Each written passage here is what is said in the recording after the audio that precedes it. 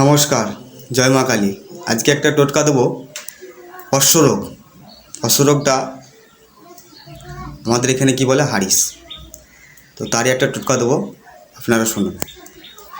শনিবার দিন আপনারা কি করবেন, কিকর গাছ বলে একটা গাছ পাওয়া যায়, তো আশা করি গাছটা আপনারা পাবেন না। তো গাছটা পরবর্তীকালে আমি পেলে পরে আপনাদেরকে ভিডিওতে আবার দেখাবো, আমি অশ্বরোগে আবার চিকিৎসা দেবো।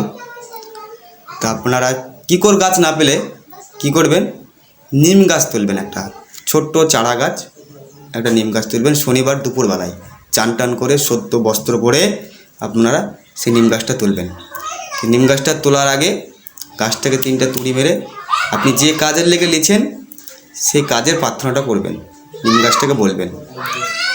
তুলে নিয়ে আসলেন, বাড়ি নিয়ে আসলেন, বাড়ি নিয়ে আসার পরে ভালো করে পবিত্র জায়গায় বসে ওকে ভালো করে কেটে নেবেন। কেটে নেওয়ার পরে কি করবেন, দুধ গঙ্গা জল দিয়ে ধোবেন।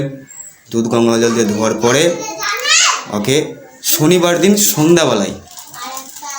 সন্ধ্যাবেলায় আপনারা কোমরে ধারণ করবেন সাদা সুতো দিয়ে। দেখবেন অশ্বরোগের যে আপনার ব্যথা হচ্ছে, প্রচণ্ড ব্যথা হয়, ব্যথাটা আস্তে আস্তে কমে যাবে। আর দীর্ঘদিন যদি বাঁধা থাকে এই গাছের শিকড়টা, তো আপনার অশ্বরোগটা আস্তে আস্তে ভালো হতে শুরু করবে। তো আপনারা করুন, দেখুন, এটা আমি পরীক্ষিত টোটকা, আমি বলে দিলাম, আপনারা করুন, উপকার পাবেন। নমস্কার, জয় মা কালী। আমার এটা নতুন চ্যানেল, আপনারা একটু লাইক শেয়ার করে দেবেন।